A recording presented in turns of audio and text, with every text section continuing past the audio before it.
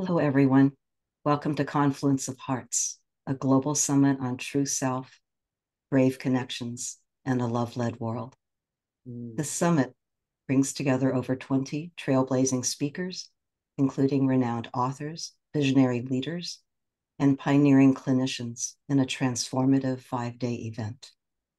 Together, we'll explore cutting-edge insights on reconnecting with our true selves and our fellow humans, dismantling antiquated societal structures, harnessing our passions and gifts, and co-creating a thriving future for generations to come by contributing our highest selves to the world. I'm really delighted that Susan Partnow will be speaking with us today. Susan Partnow is a certified facilitator for compassionate listening. She's dedicated to integrating the spiritual path with social activism, building community, and capacity for healing and peacemaking. For over 35 years, she's been a driving force in social transformation from the inside out through compassionate listening. As a co-founder of Conversation Cafes, Let's Talk America, Global Citizen Journey, and Seattle Restorative Justice, and a pivotal figure in the Awareness, Courage, and Love Global Project as a founding board member and former board president, as well as a key leader of the Poor People's Campaign. Susan excels in transforming conflict through dialogue and restorative justice practices. She's the author of Everyday Speaking for All Occasions and a co-contributor to Practicing the Art of Compassionate Listening. Deeply committed to intercultural and interfaith understanding, peacemaking, and community building, Susan holds a firm belief in the power of listening our way to wholeness as a path to rediscover our humanity through connection, wise co-creation, and dialogue. I'm so thrilled that Susan is here today to talk about healing divides, mending hearts, the deep impact of compassionate listening. Thank you for that beautiful introduction, Mavis. It is a joy to be here with you. Certainly a joy for me as well. So, Susan, let's start with what draws you to compassionate listening? Wanting, yearning for a soft heart, a big heart. I remember once when I was struggling, maybe 20 years ago, and I felt what I call my stingy heart. It was just closed up and tight. And I thought, oh, I want my heart to open like a rose. And I feel like finding this practice of compassionate listening has helped me do that. And now my heart is more often than not blossoming like a beautiful rose or tender like a little bud, but rarely back in that stingy place. Tell me a bit more about your history. You went back 20 years just now, but what about earlier than that? Yeah. Yeah, I would say that's what brought me to this practice of compassionate listening. But from childhood, I was a connector. I wanted to create circles wherever I went. And I realized part of that was being the youngest in my family. So I had little power. My older sister, 9 years older, 5 years older, strong characters. And for me to get heard took a lot. And I wanted more safety, more space. So I think I've dedicated my life to creating that. And also, I'm Jewish. And especially as a child, there were the Eichmann trials going on. I was so aware of the Holocaust. It was very fresh. Almost all of my best friends were children of survivors with tattoos on their wrists. So it was so present for me. And it horrified me. And I thought, no, this cannot be possible on this planet that I live on. I will dedicate my life to creating ways for this to never happen again. So I would say that is what has drawn me to peace building, social activism, conflict resolution, connecting, creating safe spaces for courageous spaces. That's That's so incredible that this yearning in you to create safe, courageous spaces, connecting spaces, restorative circles, that started so young, Susan. Mm-hmm. Yeah, it was an irresistible. Yeah, it's like wherever I go, I create a way to bring people together in a circle.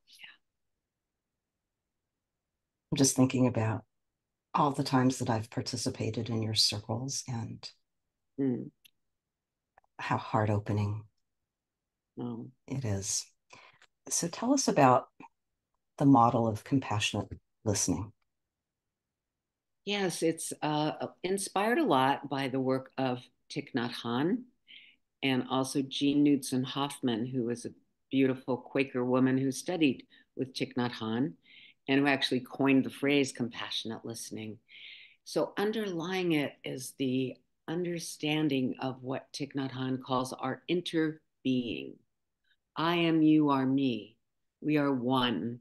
So I think of the model as a petaled flower, beautiful, voluptuous flower. And each petal is magnificent and part of the whole and yet unique. So you are a petal of that flower, and I am a petal of that flower. So once we really understand that interbeing, how could I not have a heart overflowing with compassion? So that's an important part of our model. And the other is the belief that who we really are is the open heart, the beautiful core essence. You can see it in a little 3 or 4 year old child. It's not that they're always joyful; they're just ready for whatever feeling, rage, and then in the next moment, joy and grief and sorrow and openness and delight and curiosity and a feeling, if they're well cared for, as all children should be, of safety and connection. So that's who we really are. And our work in terms of mending our heart and healing divide starts with ourselves. Am I connected to my own heart? Because as humans, life is tough. Even for those of us, I know I had a very loving life. I was very lucky and fortunate and pretty protected. And yet things happen. We get wounded no matter what, some of us more deeply than others. There's trauma, there's judgment, there's disappointment, and all the structural isms. I experienced anti Semitism as a child. So these things are wounds. And then we're so tender, we create protective strategies.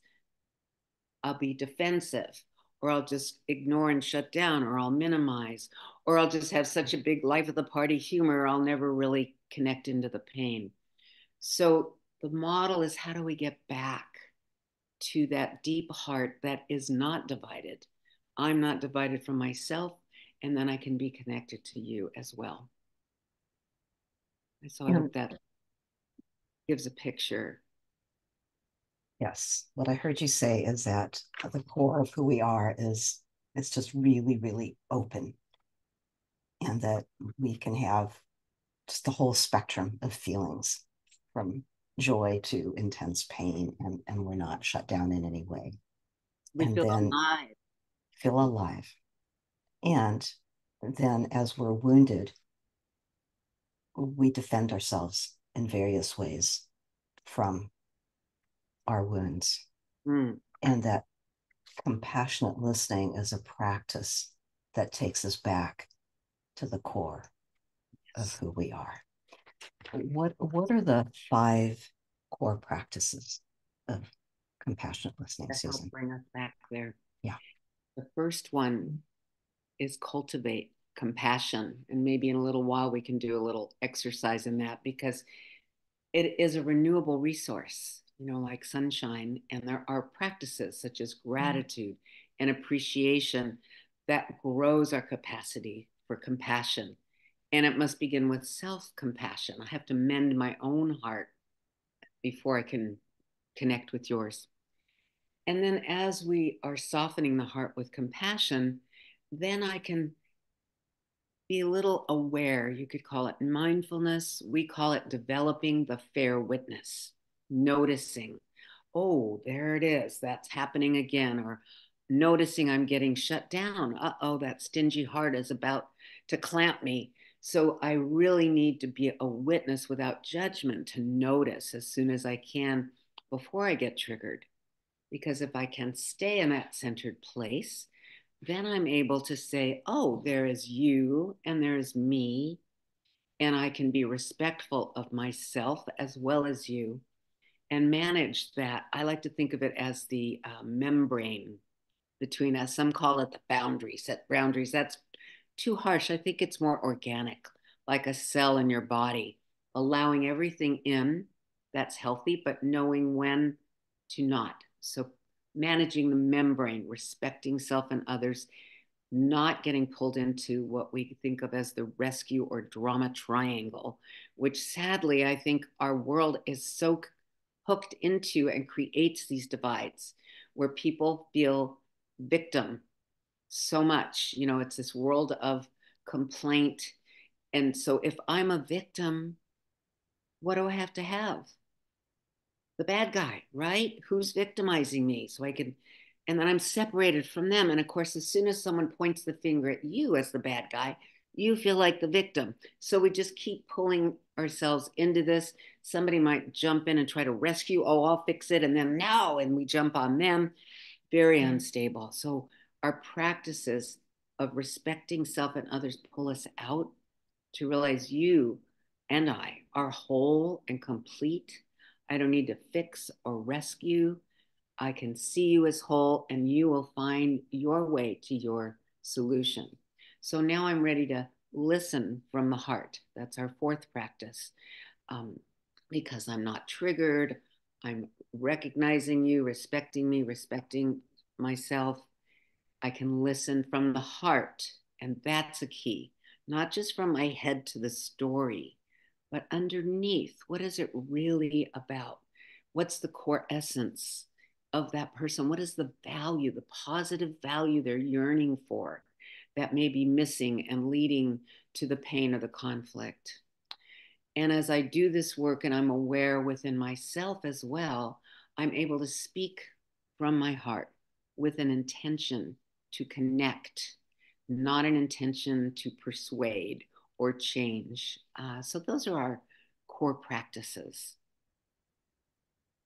I think I missed one of them because Ah, I was listening really closely. I heard you say number one, number two, and then I heard number four. ah, So okay. so Number four, can you summarize all five of them again? please. Yes. Cultivate compassion, including self compassion. Develop the fair witness. Manage your triggers. Respect self and others. That's the third one. Don't get pulled into the drama triangle. Nobody needs fixing. Even the rescuer is implying you need me to be okay. No, respecting means I see you and me as whole and complete. And then the fourth is listening from the heart. And the last is speaking from the heart.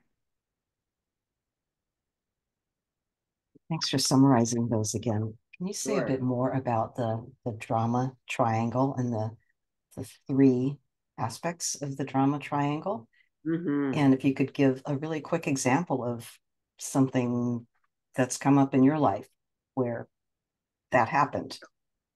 Sure. So this was originally set up by Karpman way back, I think in the 70s, the Karpman drama triangle.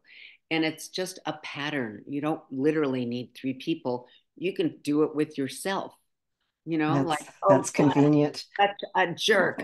I can't believe it. Okay. In the workplace, it happens a lot. Poor me, ain't it awful? And I'll come to my coworker and want to enlist you on blaming the boss. They are so awful. Can you believe it? Or maybe I'll listen and I want to jump in as the rescuer and say, oh, you shouldn't be so upset, Mavis. I'll tell you what you need to do. And then how does that feel to you? You're probably going to say, Susan, I know what to do. You don't have to tell me. Now I'm feeling victimized by you. So we pull each other into that triangle. And the solution, the way out, is through our practices, and starting with seeing you and me, all of us, as I call it, whole and complete. So you don't need fixing. There's nothing wrong with us at our core essence. So instead of being a victim, and this happens to me so much in my life, I mean, so many times you do feel like, oh, it's so unfair. I feel so helpless. And that's when you feel victim. No, I'm not helpless. I have agency. I have choice. What is it that I can do? I want to find those things and do them. And that gets me out of the triangle and the place of feeling like a victim. And And if there's go okay, on. I want to make sure that I'm clear about the three Yeah. aspects of this triangle. There's victim, there's rescuer, and then is there perpetrator? What's Yes. perpetrator? The Okay, perpetrator, the bad guy, the villain, bad guy. Okay, the one you can blame. okay. So all of these, in a way, I call it the not okay corral, if you remember that movie. Oh, because nobody feels okay. The victim, oh, I'm not, oh, everybody else is, but poor me. The perpetrator, I've got it, but nobody else does. The rescuer is actually saying you're not okay unless I fix you. So nobody's okay. Nobody's feeling into their core essence in this. No compassionate listening and speaking is going to happen. It's going to be blaming and judging and defending, which is what so much of communication is. And the way to step out of it into a circle of wholeness, imagine the circle around the triangle. I'm not going to be a victim. I'm going to be a creator of my life. I'm not going to be a perpetrator. I may be a challenger or a champion skillfully in my life. And I'm not going to be a rescuer. I may be a coach. And a coach needs to get hired, right? If you would like suggestions or help, I'll offer it, but I need to get permission.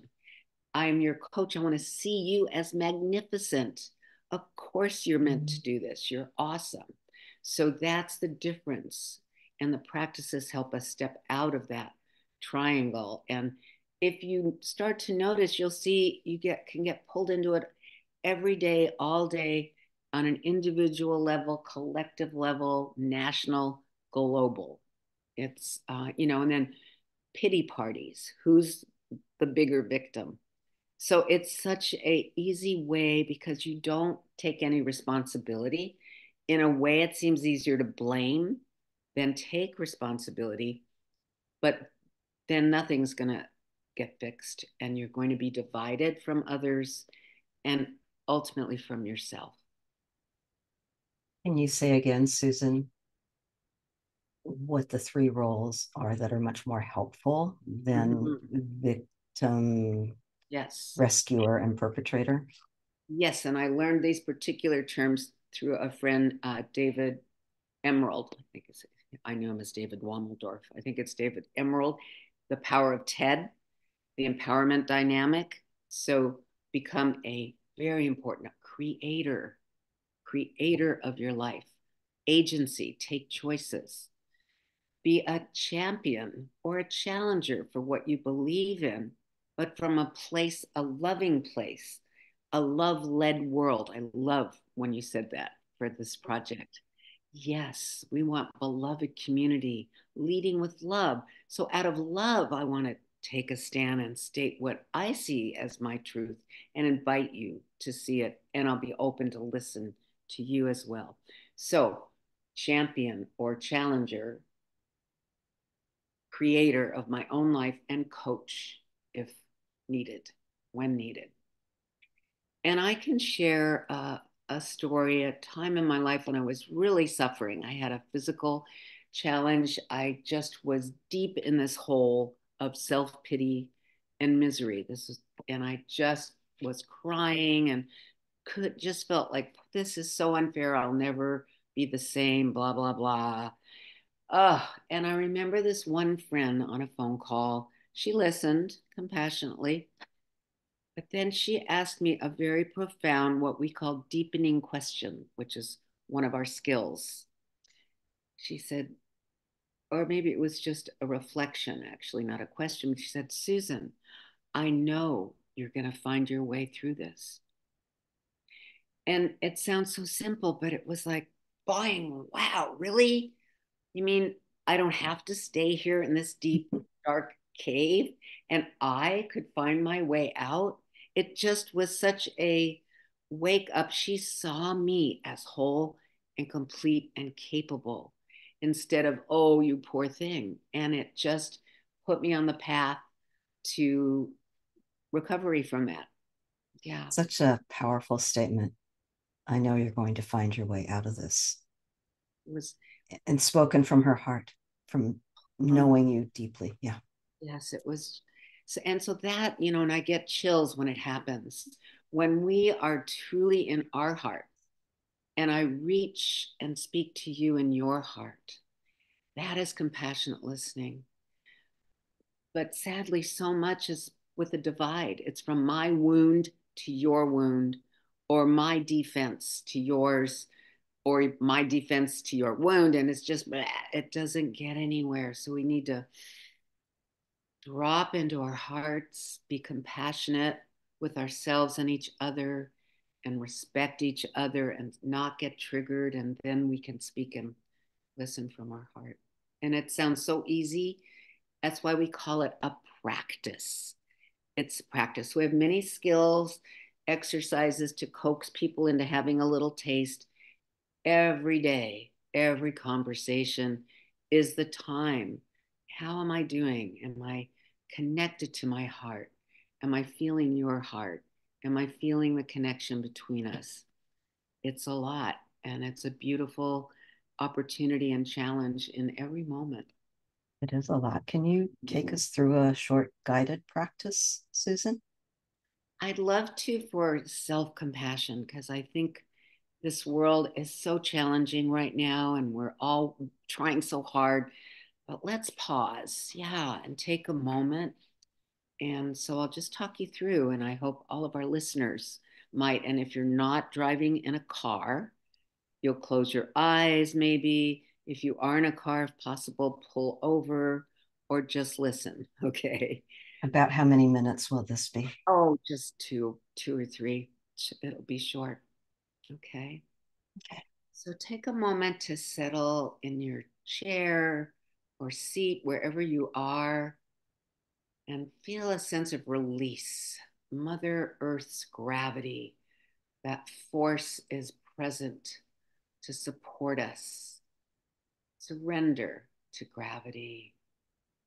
You don't have to hold yourself up. Just relax. Feel your feet on the ground.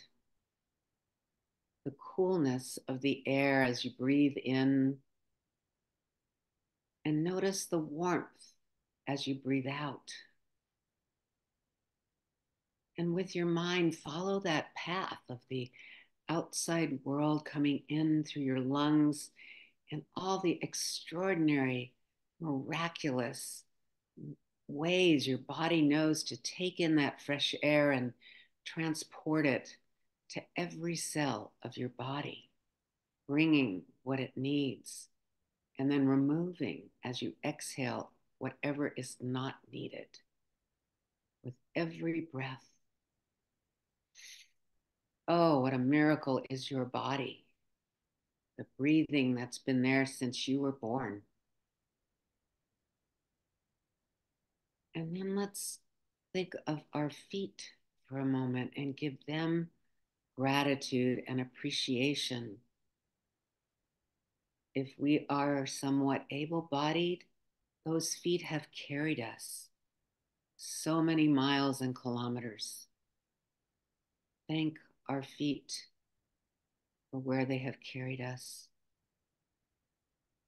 And our hands, feel your hands, one and the other, how magnificently sensitive they are, and all the things they've touched, the meals they've prepared, the caresses they've given, the creations, painting, music, art. Thank you, hands. What a miracle. And now let's bring a little attention and thanks to our heart. You might want to place one or even both hands on your heart and breathe to your heart that steady beat. It was there for you even before you were born. Give gratitude to the magnificence of your heart and the heart, mind, body that can contain so much, hold it all, and bring such wisdom.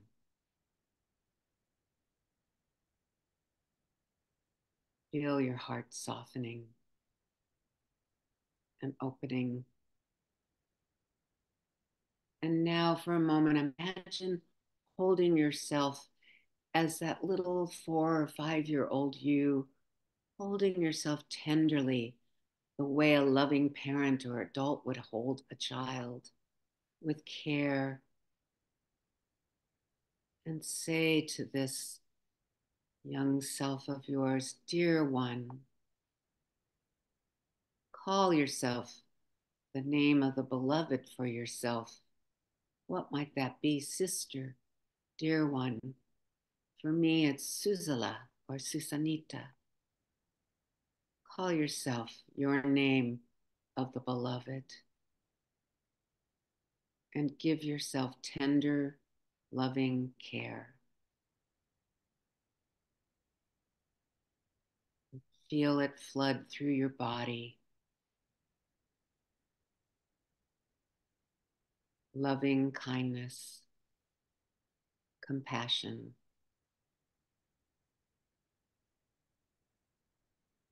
Really notice how this feels throughout your body, your miraculous, beautiful body. And when you're ready, you could wiggle your toes, wiggle your fingers, and when you're ready, open your eyes.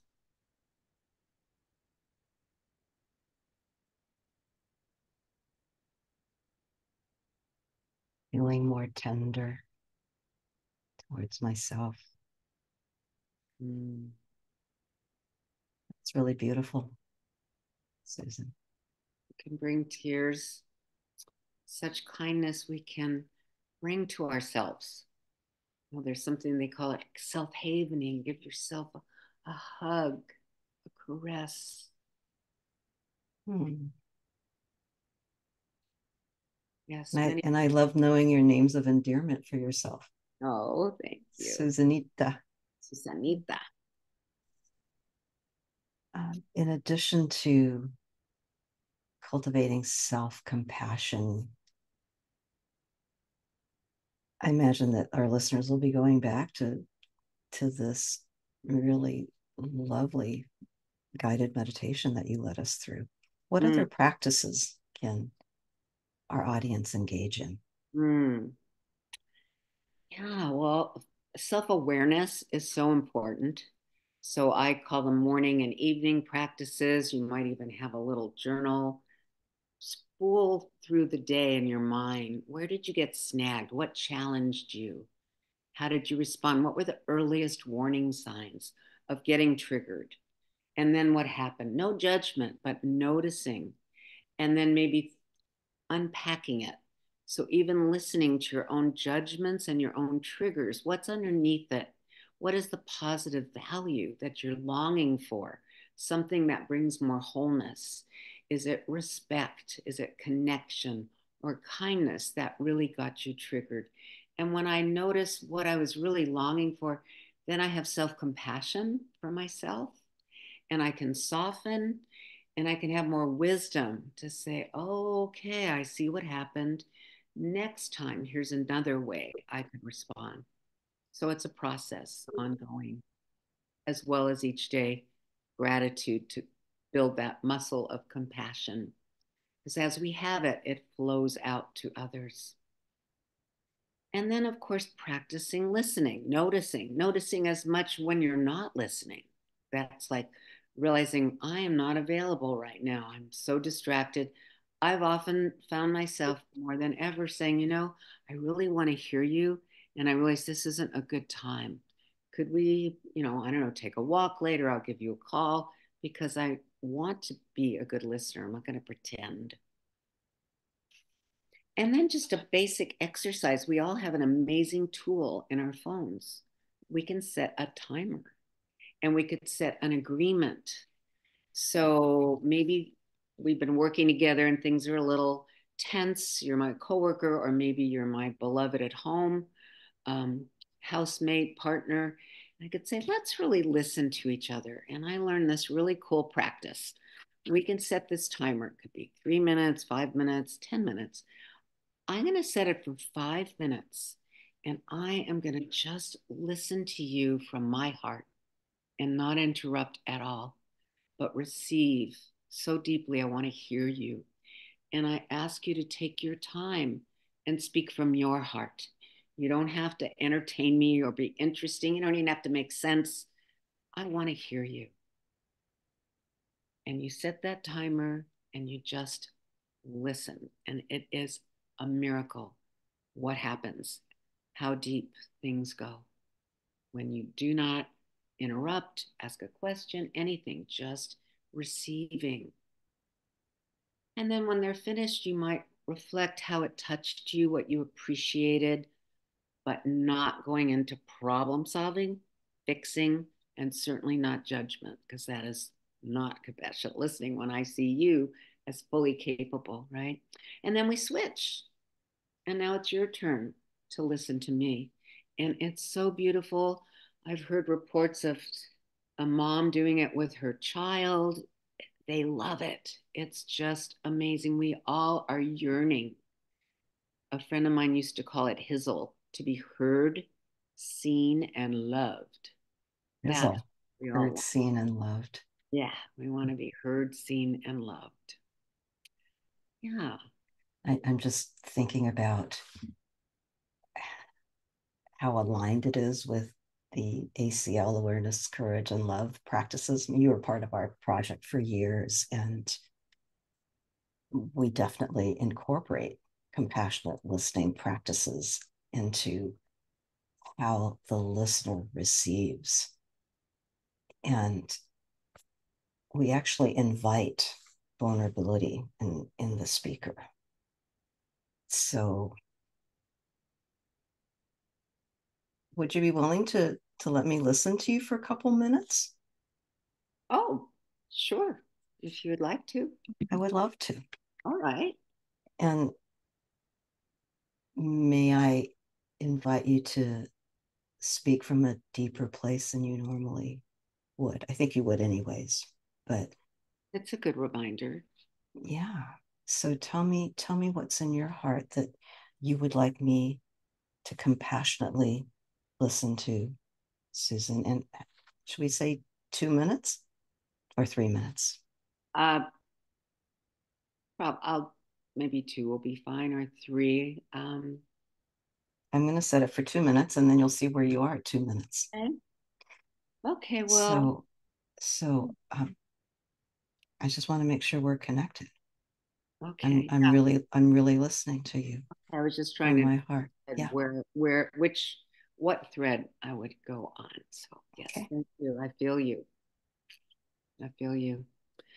Yeah, and you know about my family situation, my beautiful daughter who found her special love, and sadly around their first anniversary, he had a massive stroke.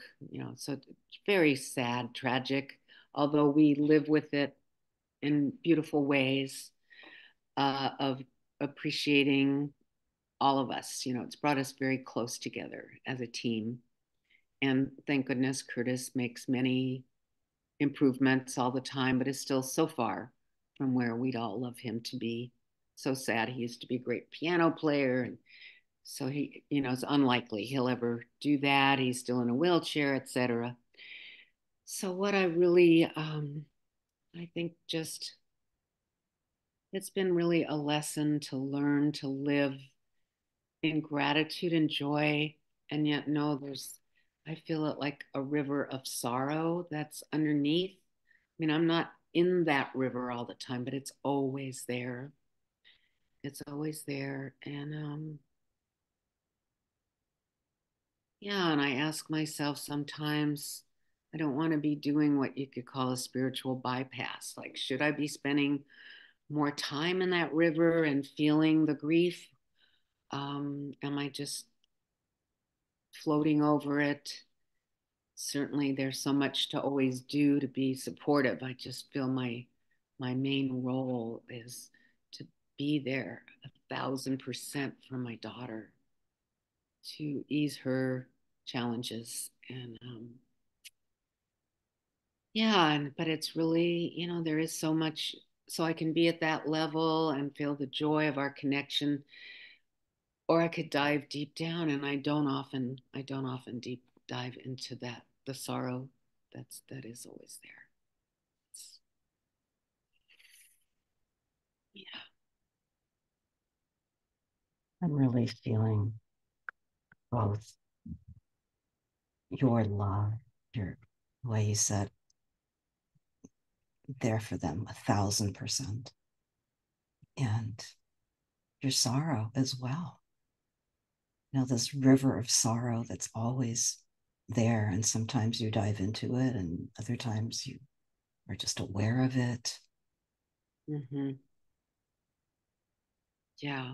And everybody's lives, yours, Jessica's, Curtis's, it's just been so, so changed all of a sudden without warning. Totally. Everything. Yeah. It's like the train was completely derailed and we got placed on another one we never knew we were going to be on. And it's a fascinating trip. And it doesn't do any good to think, but how did I get here? I don't want to be here. Why did, that's it. And yeah, I mean, and they both make it easy because they're amazing. Curtis is I love being with him. I adore him. We have great relationship. He's, the river of sorrow and probably frustration is there for him. Oh my God. But he is generally so good natured and fun to be with and witty. And I think Jessica is the most resilient person I've ever known. She's just, it just brings tears to my eyes.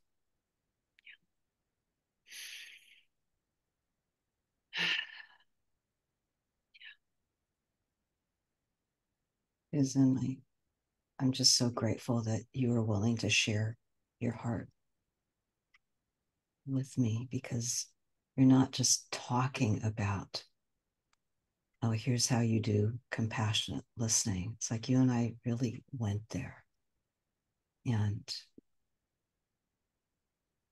I'm just feeling so much love and gratitude for you, for Mm-hmm. your, for how you show up in the people's lives who you love. Thank you. And I appreciate so much. I could see that deep listening, I could start to feel safe enough to dive into that deep river that is always there. And I certainly don't want to dwell there, but it probably needs a little visiting. So thank you. Mm. Just, I'm thinking about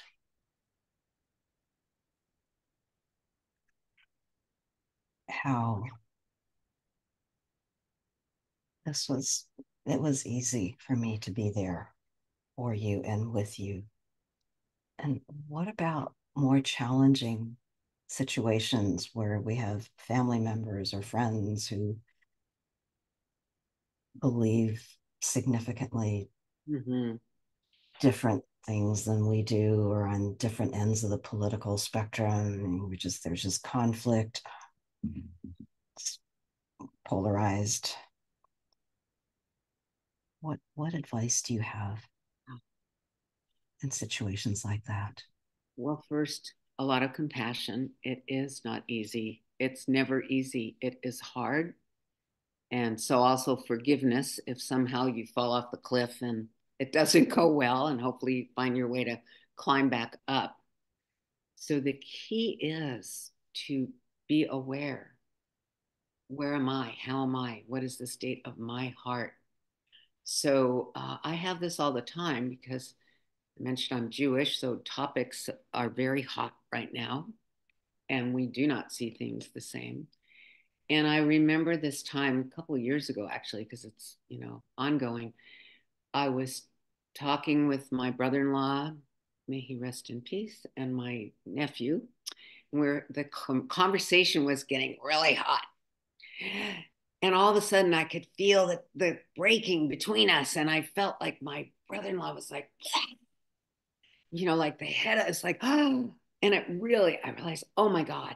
And I was aware this is a break, a break between us at this moment. And I didn't know what to do, even with all this training. So I just said, oh, let's stop. This is not what I want. I love you. And I want it to be a loving connection between us. So let's just stop. And so that is the red alert emergency. Just stop, and notice. Well, it's And not just stopping and noticing, it's stopping with love. exactly. It is leading with love and remembering that. So that's the key. What do you want in this relationship? Not about the issue. So that, and then what do you love about this person? And sometimes I'll even try to see like I can right now. And you're so cute. When I imagine you as a little 4-year-old, adorable. I mean, we were all so cute. We still are cute, but so that helps me. It's soft. So I need to get in my heart and soften my heart. If it's my stingy or fiery heart, it's not going to go well. So it starts with me, that self awareness, even, compassion quickly in the moment. This is hard. And making a choice, being aware enough. That fair witness gives me the space. Go to the balcony, look at the stage. Oh my God, there's Susan, Herb, and Michael going at it. Oh my God. And then you can decide what to do and make a different choice. Um, Other advice I'd say is you're not going to change anybody's mind if you haven't noticed that. I mean, I'm still to this day, we're just on our family WhatsApp. We're all throwing in different YouTubes. Listen to this one, listen to that one. Nobody's going to change their mind. So, can we hear and connect with each other?